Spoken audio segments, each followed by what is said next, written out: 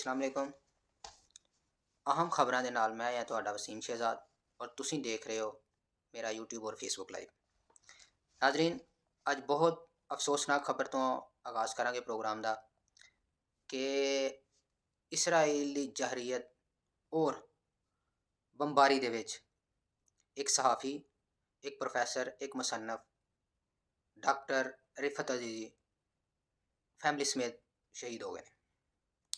नाजरीन, उन्हों की शहादत तो बाद इसराइल के सिर्फ अज के दिन 350 बंदा जोड़ा वो शहीद कर दिता गया इसराइल। वो बच्चे बुढ़े जवान सारे शामिल, खवातीन भी शामिल ने। नाजरीन, अज जड़ियाँ शहादत 7 अक्तूबर तो शुरू हुई ने, अज 63 दिन हो गए ने कि शहादत हुई जा रही ने, लेकिन कोई मुल्क ਜਿਹੜੇ ਉਹਨਾਂ ਦੇ साथ देंदे ने ਉਹਨਾਂ ਦੇ ਵਿੱਚ खासकर पाकिस्तान वाहद इस्लामी एटमी रियासत है जिन्हों ਉਹਨਾਂ ਦਾ साथ देना चाहिए। लेकिन साढ़े बड़े बड़े वड्डे मुल्ला मौलवी भी ताकतवर इदारे ਜਿਹੜੇ सियासत के चौधरी उन्होंने सिर्फ अपने मकसद तो इलावा कभी कोई सियासत नहीं की, ना ही कोई अपने मकसद तो इलावा कोई भी ऐसा काम किया जिदे विच इंसानियत और मुसलमाना का जिदे विच फायदा हो। अज के प्रोग्राम च इहो ही दसना चाहना, क्या साडे मुल्क दे विच यह चीज़ पाई जाती है कि एक मुसलमान का दर्द दूसरे मुसलमान का दर्द महसूस होए। हालांकि साडा मुल्क जिहड़ा सी इस्लाम के नाँ ते हासिल किया गया सी, इस्लाम के नज़रिए ते हासिल किया गया सी और सानू अज तक दसिया भी इहो गया। लेकिन अज बहुत अफसोस और अफसोस इस गल ते कि शहादतां दे उत्ते कोई बंदा भी अज जुमे तो बाद कोई बंदे ने किसी ने कोई एहतजाज नहीं किया, पुरअमन एहतजाज किसी ने नहीं किया, किसी ने भी कोई बयान नहीं दिता। साडे मुल्क दे विच अपनी अपनी पई हुई है, कोई किसी के खिलाफ भी बयान भी देने को तैयार नहीं है, खासकर इसराइल के खिलाफ।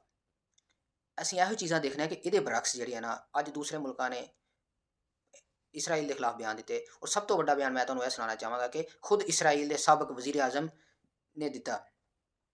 उन्होंने यह गल कही कि जिहड़ा इस वक्त इसराइल का वजीर आजम नेतन्याहू है उन्होंने दहशतगर्द करार दे दिता कि इन दहशतगर्दी कर रहा जिहड़ा गजा के उत्ते हमले कर रहा। और नाजरीन, मैं तुहानूं एक होर गल दसना चाहां कि गजा दे विच अज तक 18,000 तो जायद जिहड़े ने लोग ने वो शहीद हो चुके हैं और उस तो इलावा 45,000 तो ज़्यादा जख्मी ने और तकरीबन 60% इमारतां गजा दियां तबाह बर्बाद कर दित्तियां ने।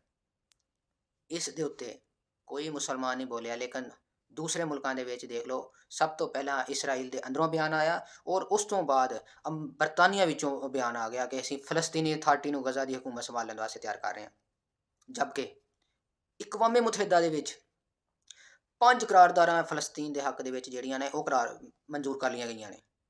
लेकिन अज के मुसलमान नूं, अज के पाकिस्तानी इंसान नूं या अज के पाकिस्तानी लोगों नूं कोई भी फिक्र नहीं है। और इत्थों तक अज की बमबारी दे विच उन्होंने 650 साल पुरानी मस्जिद नूं भी शहीद कर दिता, जिहड़ी सारे कदीमां दे विच शामिल सी। नाजरीन, मैं कुछ सवाल पूछना चाहना, क्या साडे मुल्क दे विच कदों एहसास होएगा? हुक्मरान, मुल्ला ते जिन्ने भी अदारे ने और जिन्ने भी साडी सिविल सोसाइटी के लोग ने वो कदों जागणगे? उन्होंने कदों अवेयरनैस होएगी कि असीं मुसलमानां वास्ते एक दूसरे का दुख दर्द रखने हैं? ऐसे गल दे नाल नाजरीन मैं इजाज़त चाहना, रब रखा।